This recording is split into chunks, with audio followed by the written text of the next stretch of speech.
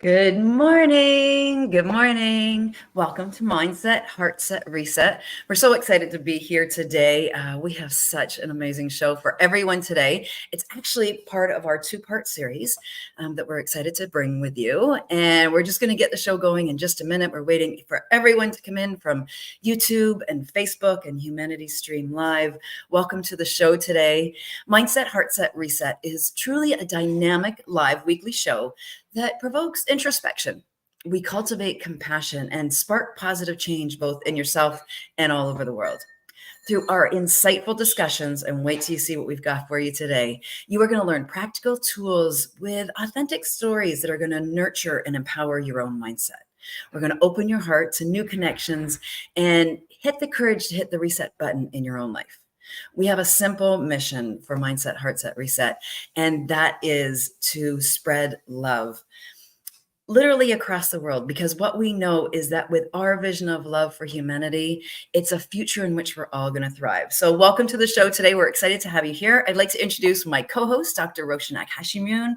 Welcome to the show, my friend. Dr. Roshanak is a credentialed computational and clinical behavioral neuroscientist whose work supports and transforms countless lives all over the world.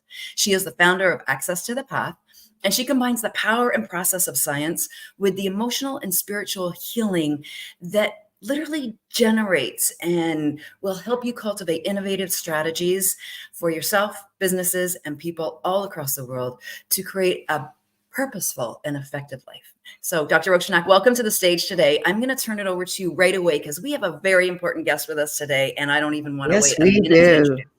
Yes, we do. Thank you so much. Hello, everybody, and welcome to Mindset, Heartset, Reset. We are so excited to have you join us live or in the recording. We have been running this show for about 6 months now. We've had amazing guests, and we've been running typically series.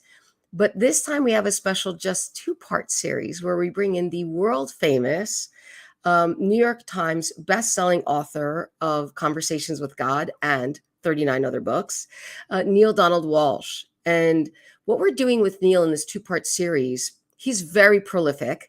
He's shared so much for the last decades with millions of people. And so this time we wanted to bring him in and see if we could just pull out the top 10 best pieces of advice or learnings that he could offer us from his vast experience, first of all, from the many decades he's spent on this earth, but also from what he's gleaned in the last decades, really, of the teaching since he had his first conversation with God, which turned into the best-selling book, and all the questions that he's asked and all the questions that he's been asked. And really, the title of this is Beyond the Dialogue, Neale Donald Walsch on living, learning, and loving.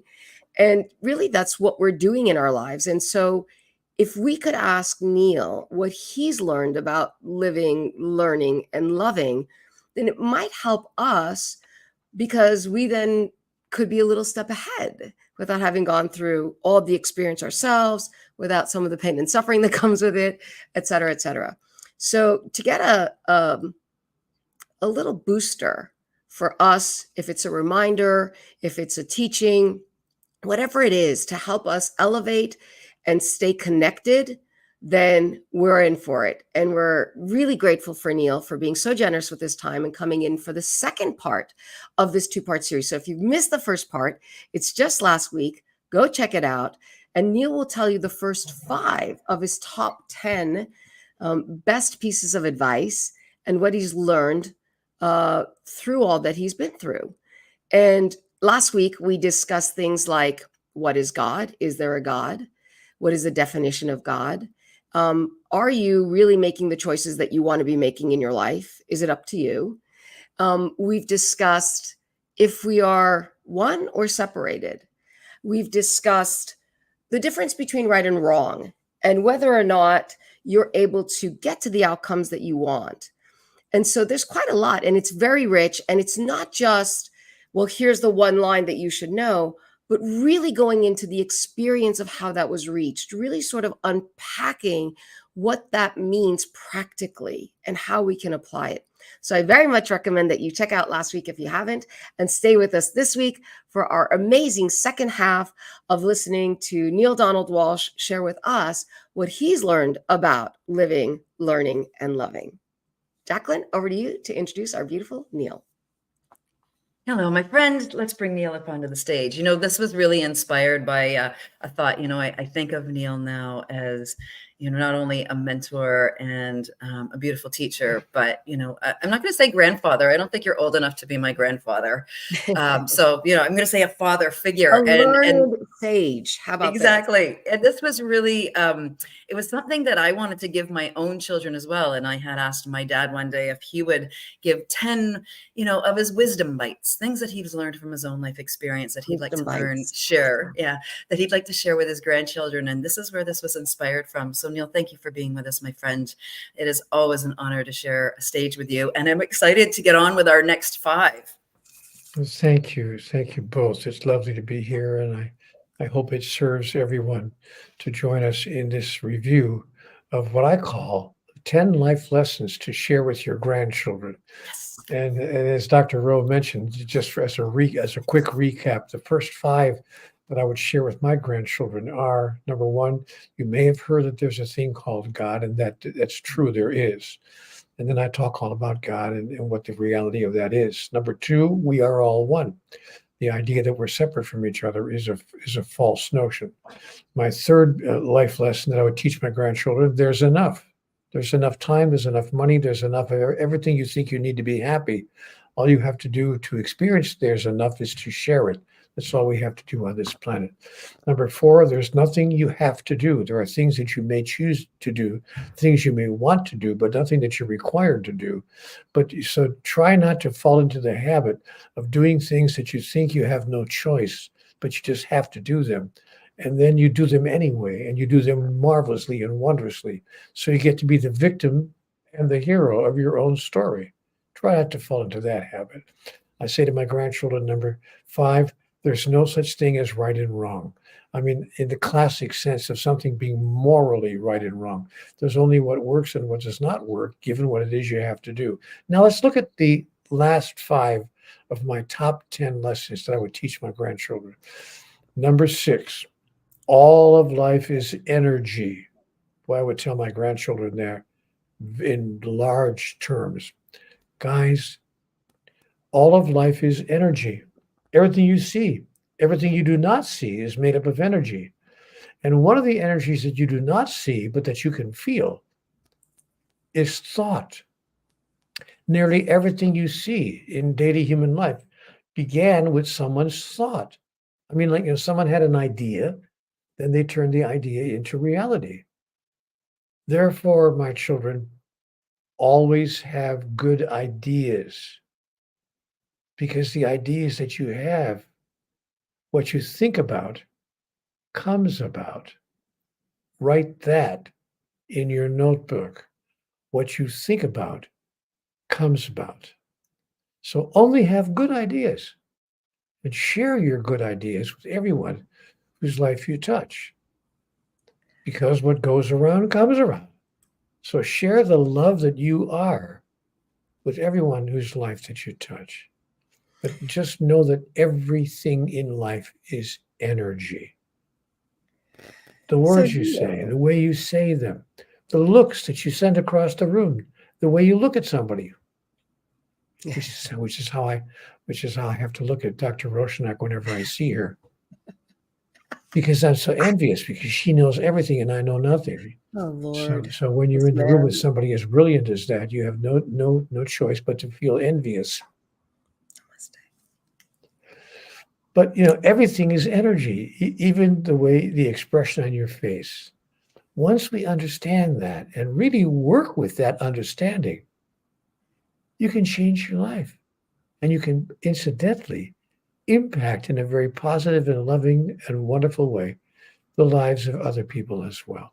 So that's my item number 6, just to know that you and everything else are nothing more than energy. Jacqueline, just so you know, you're muted. I love that. And I'm going to take advantage of the fact that Jacqueline's muted and jump in here for a second.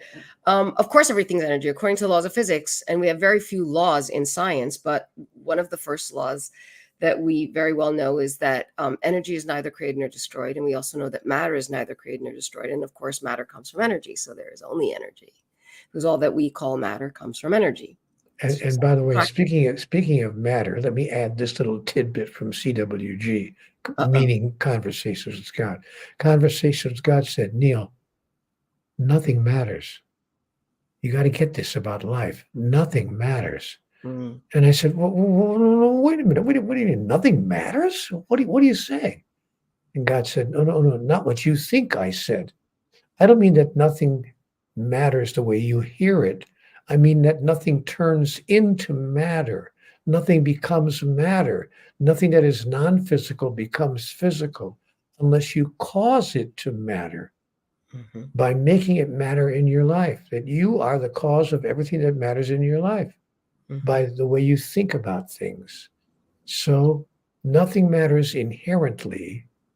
That is, there's nothing in the universe that matters all by itself unless someone thought about it ahead of time. We give it the value that gives it meaning, that gives it value. Nothing has any. We assign that value. Nothing has any meaning except the meaning you give it. That's what I want to tell my grandchildren. So, and it's interesting because as humans, we're trying to make meaning of everything. We look up at the clouds and we go, oh, look, they looked up at the stars, our ancestors, and said, there's Ursa Minor, there's Ursa Major, there's a big bear, there's a little bear. They made stories around Orion and the Pleiades sisters and so on and so forth. So we love stories. We love to give meaning to things. And so if we are conscious of that, I think it makes a big difference, because so many times we think something means something, but we just internalize that from somewhere else. Probably we don't even know where. And so when you talk about everything is energy, I love that. But I do want to bring up something where you said your thoughts are energy. And so, what we think we create, but we have tens of thousands of thoughts. And well, more than that. And with those thoughts, we might get scared that, oh my gosh, this random thought came in, or these runaway thoughts are coming. And am I creating something with that? And that's not the truth. I think that what we might want to introduce to the audience is it's not just that our thoughts create things, but that the energy of our emotions and our intention connected to those thoughts help to make the creation. What do you think about that? I think you're totally wrong, as you have been about everything you've ever spoken in the past 25 years. No, I'm sorry. You're totally right about everything you've ever said the past 25 years. And of course, you're right. The point of is not random thoughts. Guys, we're not talking about a random thought that goes in one ear and out the other. We're not talking about a random thought. Oh, I'm afraid. What if I do this? I'm afraid of what about. We're talking about something that you think about consistently over and over again, what I want to call an habitual thought. Habitual thoughts that you had, and I'll give you a simple, almost embarrassingly simplistic example, but it's just an idea of an habitual thought. We'll never find a parking space. I can never find a parking space. And of course, you never will find a parking space when you go down to your favorite restaurant, because you've been thinking for the past 5 years that there's no point, you'll never find a parking space. And of course, you never do. So, but I have a habitual thought about that. And my family calls me the guy with the parking space gods, because my thought is I always find a parking space. And you know what? Even in the busiest time of the day, I always find a parking space. So yes, it's what you put your energy behind, what you put your emotion behind. And emotion comes out of habits, not a random thought that you had yesterday. Oh, I better not do this because then that will happen. We're not talking about a random thought. But if you have a thought over and over again, you start adding, through repetition, a thing called emotion. And when emotion and thought mix together, now you've got something that's creatively powerful.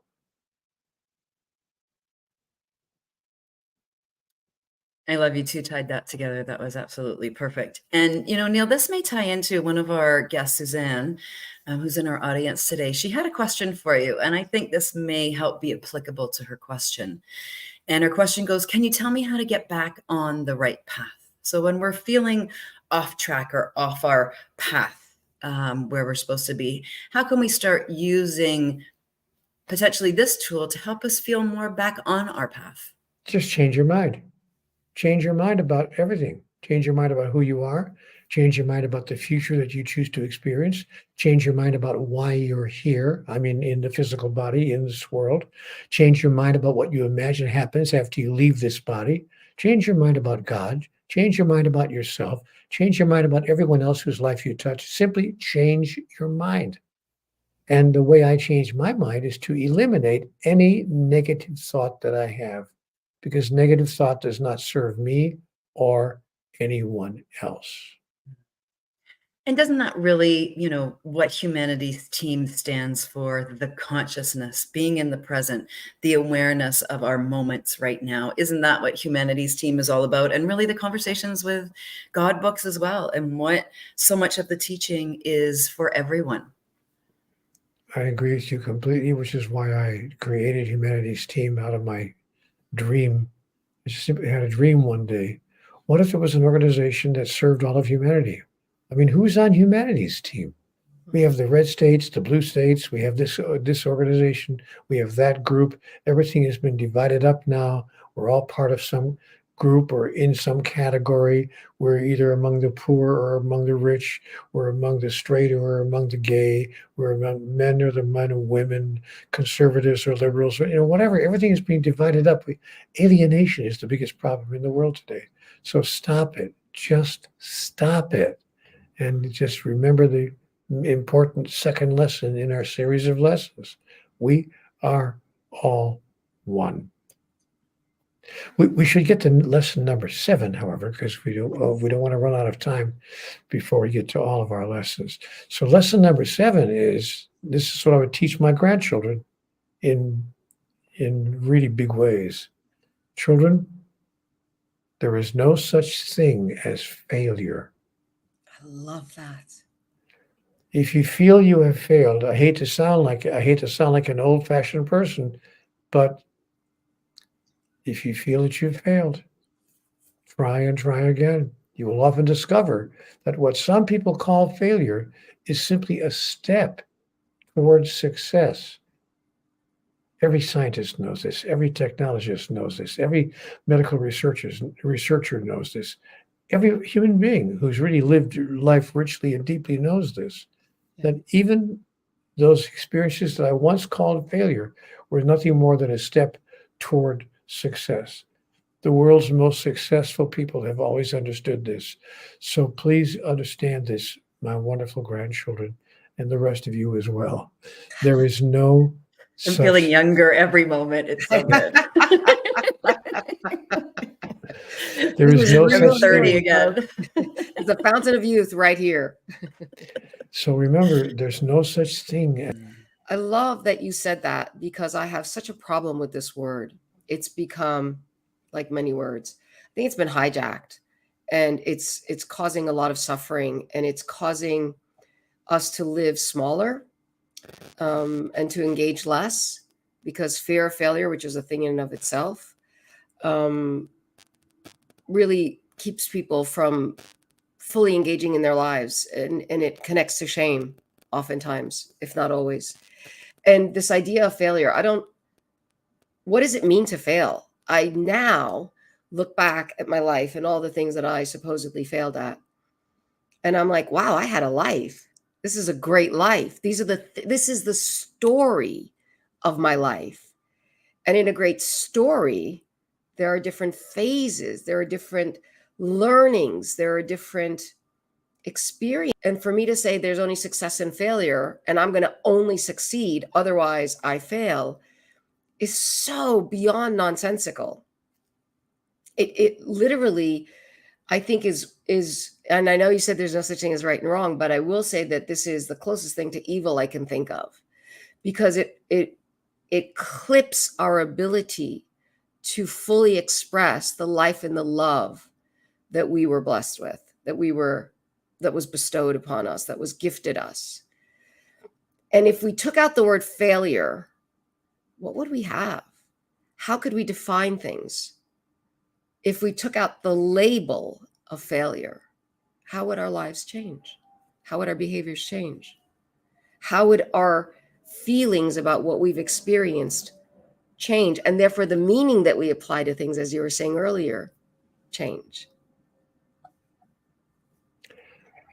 I fail to understand what you're talking about. It's because I'm so inarticulate. And Neale, doesn't this go a little and tie into one of the earlier lessons about right or wrong? Isn't this a bit of the measuring stick of life? You know, that if someone else is successful, that means someone else fails. I understand that we're here to experience these opposites so that we get to experience it all. But doesn't that fall into that category too, where the judgment and the right or wrong, if somebody's successful, somebody else is failing? You know, how can we tie that into a greater understanding for everyone, including ourselves? Well, there's no such thing as losing. That's how I tie it into the grander understanding. We live in a win-loss society, but there's no such thing as really losing. Even teams, just to use a simple analogy, even teams that lose the World Series lose nothing because they were in the World Series and they have a marvelous, marvelous experience and a joyful encounter with life. So my father gave me a great piece of advice when I was a young man. Whenever I had a problem and thought there was no way out, and I would just be moping around the house, he'd say, "Son, try it anyway. Go ahead and do it." And I would say, "Well, I might not do it. I might not be able to get the part, or she may not accept my invitation to go to the prom, or I might not pass the test, or I might not this, or maybe I won't that." And my father would look at me and say, "Son, what do you have to lose? Mm-hmm. What do you have to lose?" So, guys, not only is there no such thing as failure, but we do not live in a win-loss society. We live in a win-win world. And when we understand that, we begin to create a win-win experience in our own life, which helps us to produce the reality and the experience of a win-win world for everyone whose life we touch. Make sure that you touch everyone in a way that allows them to win. Just a thought, just an idea. I love that. How would the world change if we would intentionally help others win? What if that was your intention? Yes, you're right. What if that was your intention going into any interaction? Whether it's a simple interaction like buying a cup of coffee at the coffee shop, or a major interaction like trying to solve a problem with someone who's close to you. What if you went into every single human interaction with an idea? I'm here to help this other person win, to experience that they've come out in a place of joy, happiness, and okayness. What would I think and what would I say and what would I do if that were my only intention here? If I had only one intention, to make sure that every interaction is a win-win interaction. Just a thought, just an idea. Yeah. Number 8 on my list is one you might find interesting as well. Number 8 on my list of 10 life lessons to share with your grandchildren. You ready for this? Number 8, it's okay to cry. Don't try not to cry. Tears tell you what you care about. If you never let yourself cry, you may soon never let yourself care. Yet caring is what creates. Did you hear what I just said? Caring is a form of thought that is powerful. What you care about, you also bring about. It's very hard to bring about something that you do not care about. Not sure what happened to my picture right there, but it's okay because We can hear you well. yeah, and who needs a picture of me? That's the last thing. It's perfect. You're talking. We're good. There we go. There Yes. you go. No. It's okay. That's so interesting. So You're frozen in time. We'll take it. You're in teacher mode. Yeah. So could you just repeat that last bit again? Because I thought that was very powerful.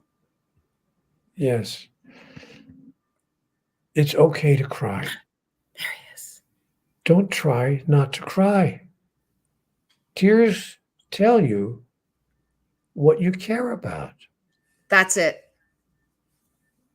That's the line. Tears tell you what you care about. Or And I what you know, have cared about that you've bottled up, that you haven't connected to.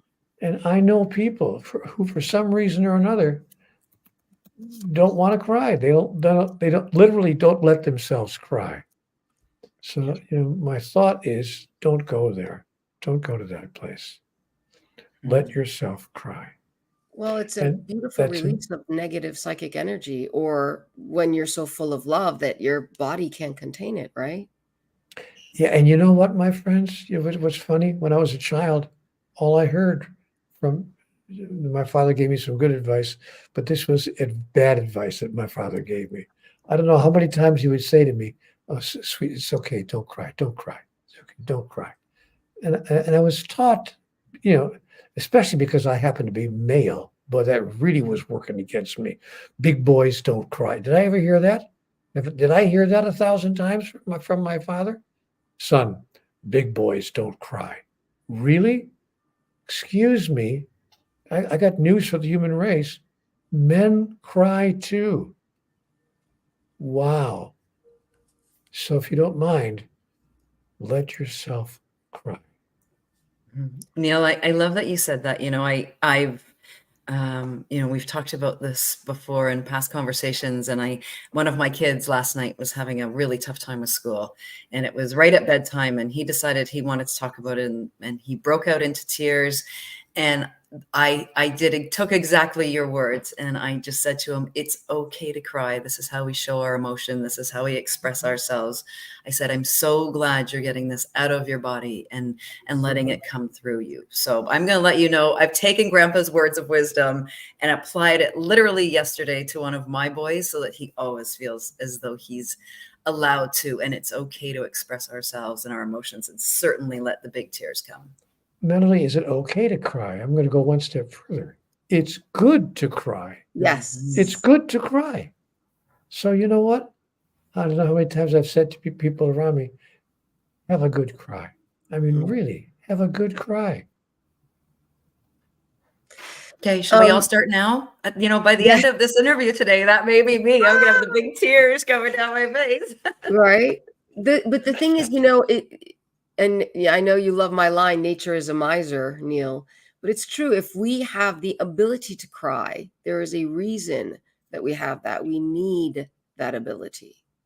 We need it. I couldn't agree more. I mean, for crying out loud. For crying out loud. Okay, so what's the next one? Grandpa Neale? What else you got for us there? My 9th lesson to share with my through these today. Just to share with my grandchildren. Not us? Well, I thought. Oh no, we're under that umbrella. I'm in that umbrella. There's very little you cannot do. Very little you cannot do if you put your mind to it. Therefore, be mindful of what you wish to be, do, and have. And remember that all experience starts with a state of being. And so I also teach, as part of item number 9, I teach my grandchildren about what I call the be, do, have paradigm, which is the most effective and powerful formula for all of life that I've ever come across. The be, do, have paradigm says this. I was given this, by the way, in conversations with God. And, can I just divert here, just a small diversion? I got to tell you something.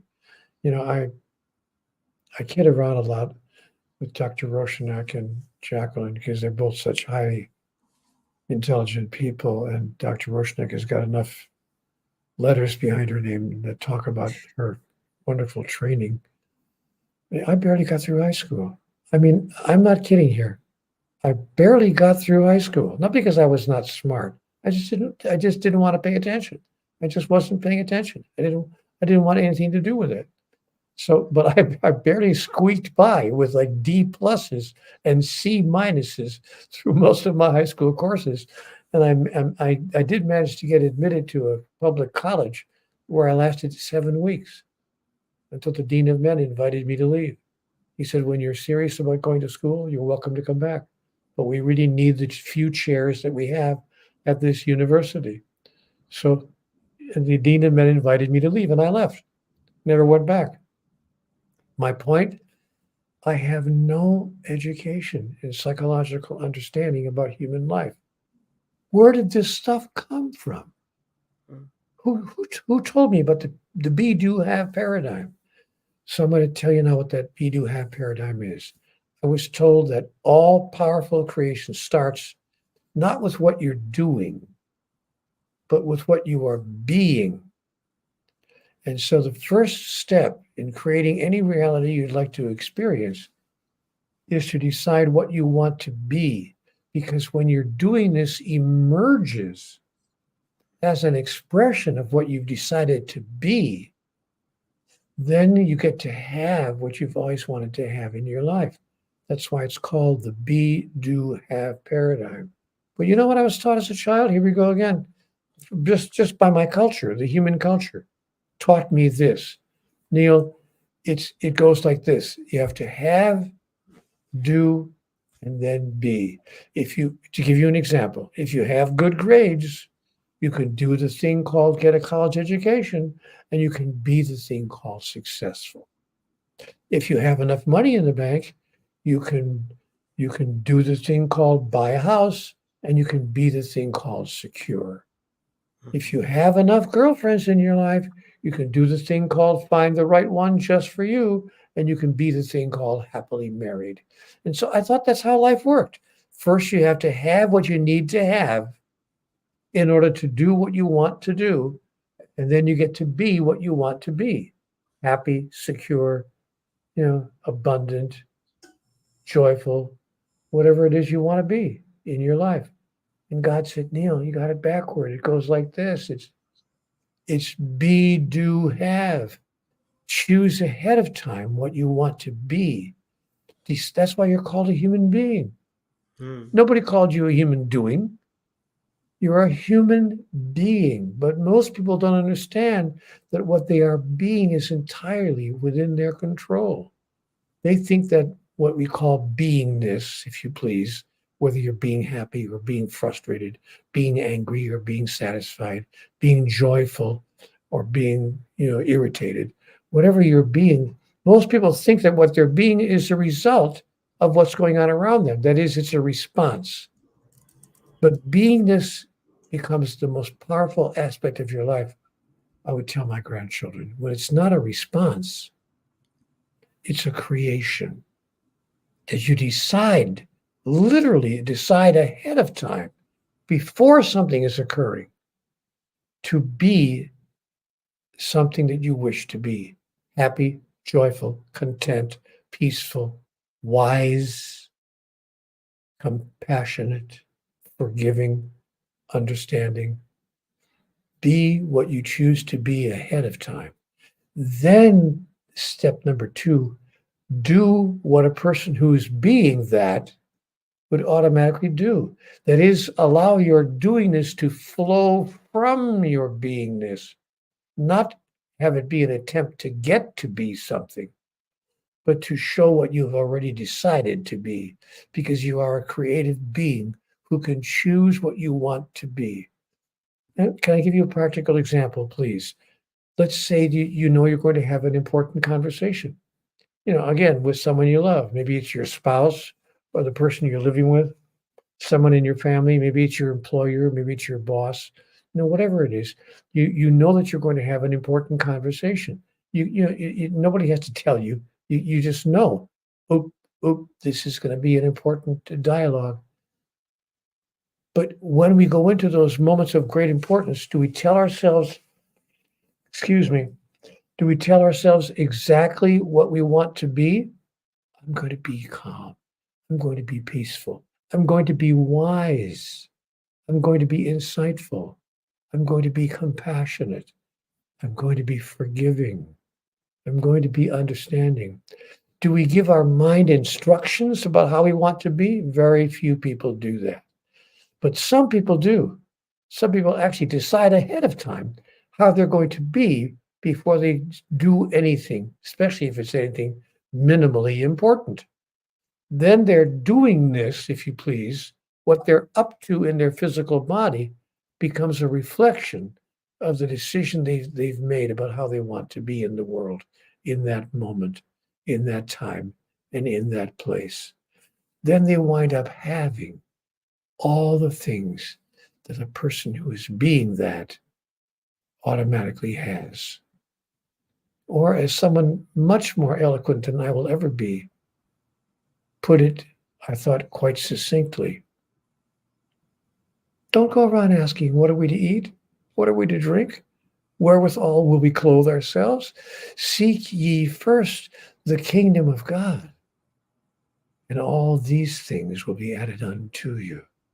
So when your beingness is your decision to seek, to express the kingdom of God in you, through you, as you, watch your life change for the better, forever and ever.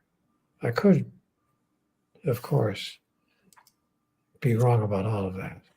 But you haven't been wrong since 1901.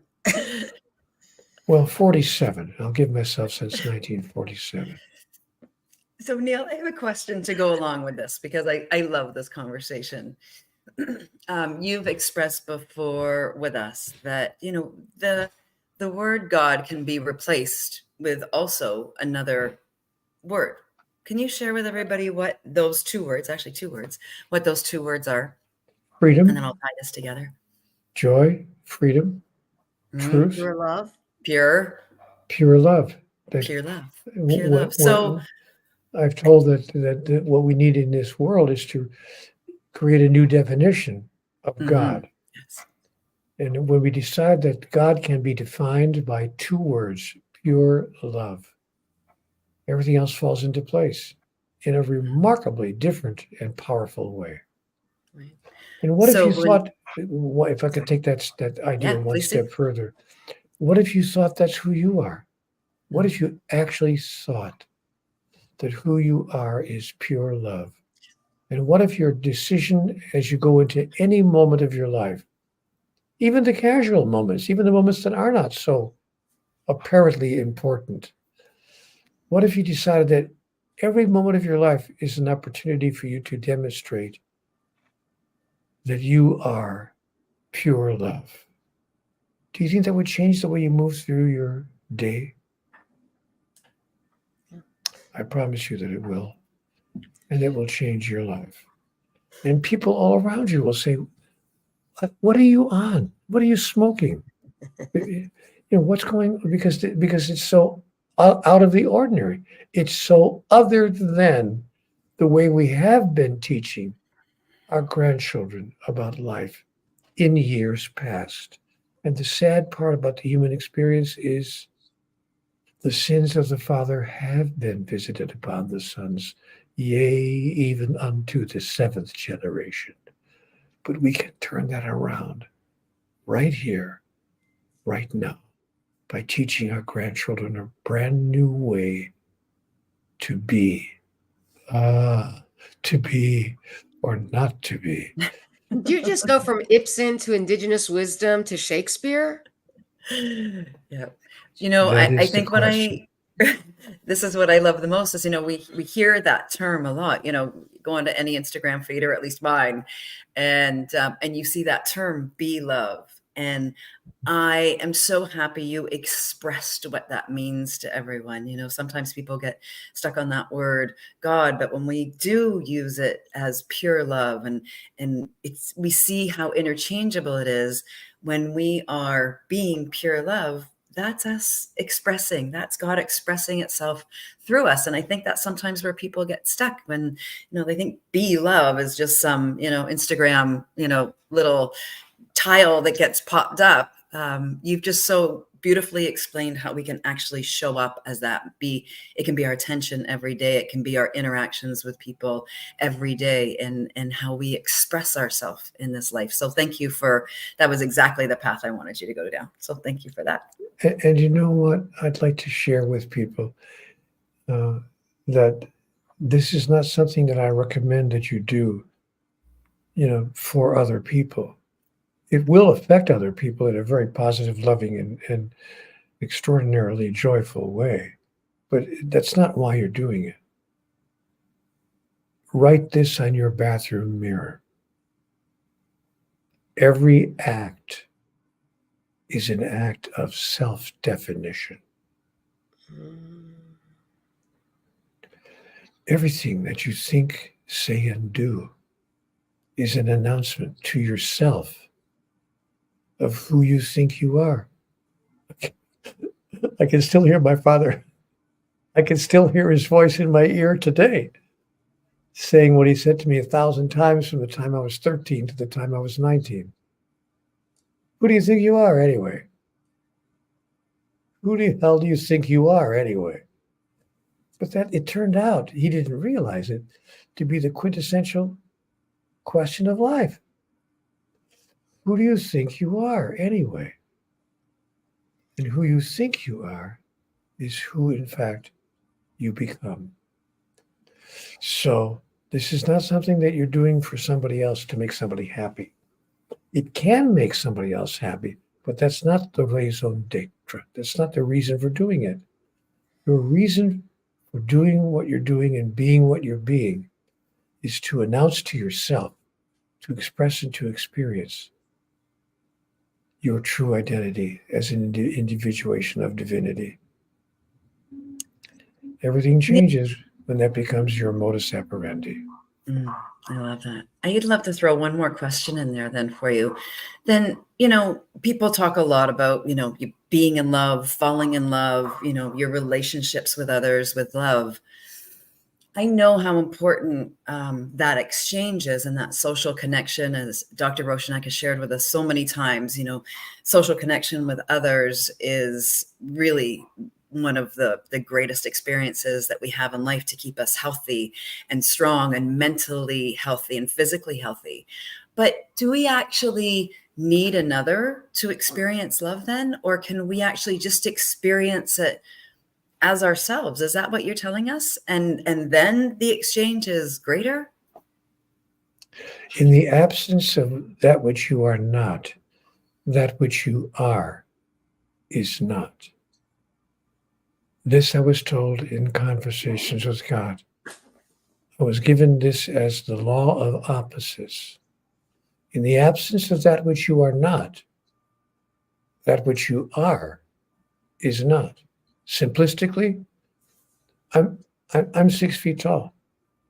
And I've always wanted to be 6 feet tall. All my life, when I was a kid, when I was a child, I wanted to be 6 feet tall. I don't know why, but I had this notion that, all really, You want to be tall, dark, and handsome. Be honest. Yeah, I know. And I got to be tall, but not dark and handsome. But We got it all. Come on. We got it all. But if I lived in 6 foot tall world where every tree, every blade of grass, every plant, and every building, and every other person was 6 feet tall precisely, if I lived in what I call fictionally 6 foot tall world where there was nothing that was not 6 feet tall, I could know that I'm 6 feet tall, but I couldn't experience what it's like to be 6 feet tall. And I want to know what it's like to be who I really am. So in the absence of what I'm not, that is, in this example, in the absence of something that's not 6 feet tall, I can't experience what I am. Therefore, I place myself into the world of the relative, into the world of the physical, where that which is not exists. And that's my long-term answer to your short question. Can we experience love without anything to love? Well, we can know that we are love. We can know that for sure. But I don't want to just know it. Jacqueline, I want to experience it. I should tell you that directly so that you're ever, directly in my company. You'll understand. why I'm behaving the way I'm behaving. Because I don't want to just know myself as being love. I want to experience it. It's one thing, and the simplistic example again that I like to use is it's one thing to know that you're generous. You can say, I am generous. Yeah, I'm a pretty generous person. I'm generous with my time. I'm generous with my talents. I'm generous with my advice. I'm generous even with my money. I'm a pretty generous person. But if you can't ever express your generosity, if you just know that about yourself, but you want to experience yourself as being generous, you would have to give to something or someone else, to some organization that's putting work into the world that you support, or to some other person, maybe a homeless person on the sidewalk with a little basket in front of him that says anything helps, and you throw a fiver or a tenner or maybe even a 20 into the guy's basket, and you walk down the street, and then you not only know that you're generous, but you say to yourself, yeah, That's what it feels like. yes, that's who I really am. And you're not doing it to brag. You're not doing it to boast. No one else even knows you did it. You keep it to yourself, but you know who you really are in your own experience. And so, yes, we are well served when we find some other person, place, or thing. I love the apple tree in my backyard. I go out there. There's a huge apple tree in my backyard, and every year it drops tons of apples. I mean, so many that we have to give them away. We literally give all of our Over. neighbors. But I go out there and I hug the tree. I mean, I'm sorry, but I really am a tree hugger. And I go out there every spring and I give the tree a big hug and I say, boy, oh boy, oh boy, oh boy, do I ever love you? Wow. And there's a lot of bark, of course, on the tree. And the tree usually says back to me, you're barking up the wrong tree. But Dad jokes. We saw that coming. I love it. so, yes, we need something or someone else to love. So let yourself love the weather, the city you're in, the people across the street, the car you're driving, the house you own, the people that you interact with, and the person in the mirror. Mm-hmm. I think this is such a beautiful explanation, because when we talk about, before we come, or when we transform, that if we're coming from God frequency, God energy, we're all one, and that's pure love. That was just such a beautiful expression for us all to really understand that we're pure love coming in, and we're just here to express that. But we need the opposite to know what it's not. We need sometimes, somebody not being so nice, so that we know that we can express love in a different way, and we can experience in both ways. It's like my cat that just walked down the stairs behind me, right? She gives me that beautiful expression of love, but has her moments where she'll turn around and bat me away at the same time. So I love you shared that, because that really, at least for me, and I hope everyone else got that, is that's why we come to really experience and express in form that experience of pure love. And that was just so beautifully said. Thank you, Neale. And then we don't condemn them. We stop ourselves from condemning the person who is behaving in that particular way. We don't judge them. Again, as that guy said, I keep on quoting him a lot, but he walked around saying, judge not and neither condemn, but be a light unto the world. Well, not a bad piece of advice. I think he had some clarity around all of this. This harkens back to the episode we had last week, where we were talking about how you know who you are out of theory based on what you're experiencing, right? Or what you are not. Or, we were talking about the Dalai Lama and embracing your enemy, because theoretically you are what you are until somebody else comes along and actually allows you the expression of who you think you are, or who you think you've become, or what you would like to be. And it's not until we're exposed to different scenarios that we are able to express. And I would like to take this one step further, because people say, oh, now I know who I am because I behave this way in this circumstance. So that's who I am. And, if we're going to go back into physics, sense of dependence on initial conditions, those initial conditions are always changing. So you may be like this in this situation where, let's say, somebody stole your parking spot, and on a different day, somebody steals your parking spot and you're a different way. So all those different things, all those different expressions of self are you under different circumstances. But those circumstances help to put you in a position that may make it easier or harder for you to express who you think you are. What do you think about that? I think that's a wonderful insight. And I would take that into the following thought. When we express gratitude for all that is occurring around us, all the events in our life, even the guy who just stole our parking space, when we say thank you and express gratitude for all that is occurring, that gratitudinous expression, that energetic projection, plays its effect on the world around us and on the world inside of us. That changes everything. It's transformative. Absolutely. I can certainly say that science vouches for the fact that it does change what is the internal environment. And it's quite good for the mental health. So I love that. I really do appreciate that. I never thought about it in those terms. So this brings us to item number 10 on my list of 10 life lessons to share with your grandchildren.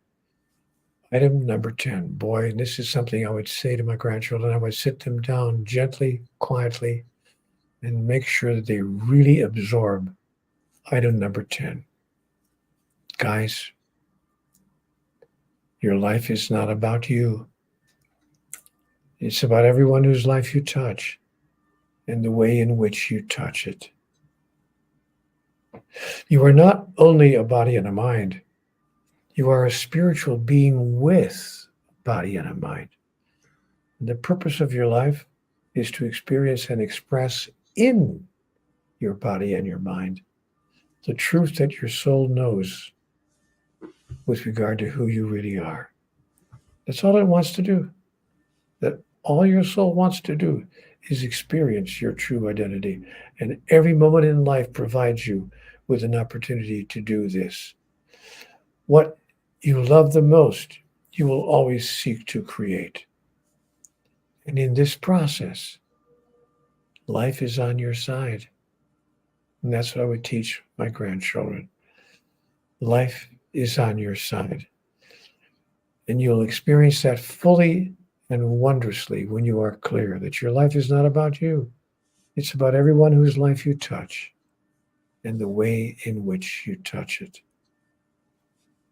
Or, as that guy said a couple of thousand years ago, That guy again. do unto others as you would have it done unto you. It's so simple.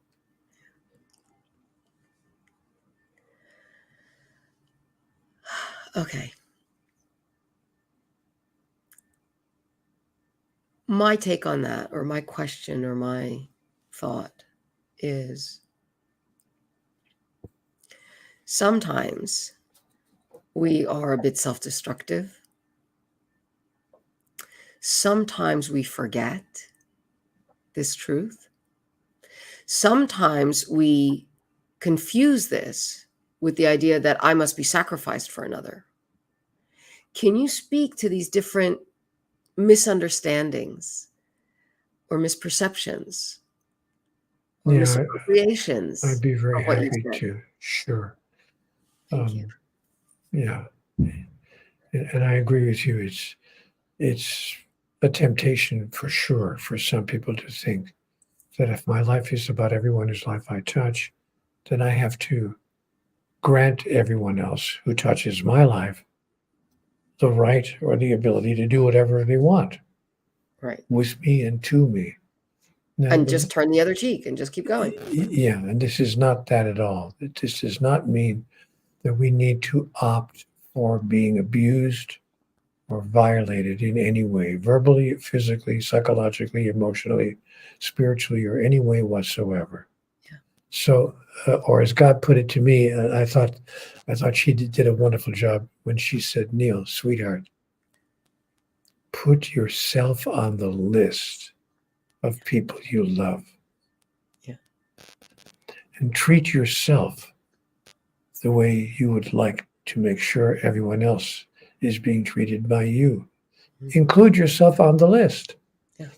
And that doesn't mean that your life is all about you. You haven't turned into a narcissist, but it does mean that you're on the list of people who you love. Because guess what? When you say your life is not about you, it's about everyone else whose life you touch. In the universal sense, it turns out that your life is about you for an elegant reason. There's nobody else in the room. There's only you in different form. When you see the other person, yes, even with all of their faults and foibles, and certainly with all of their wonderful good points, and that which you admire in them and about them, when you see the other person as simply another version of you, another you, when you see that person as that, then you can find a way to love yourself as well, with your own so-called faults and foibles, and with your own good points that you finally accept as being true about you as well.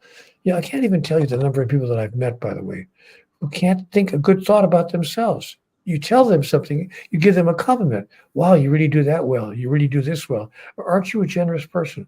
Boy, aren't you a nice person? And the first thing they say was, nonsense, not me. No, they find some way to turn away from the good energy that you are sending them.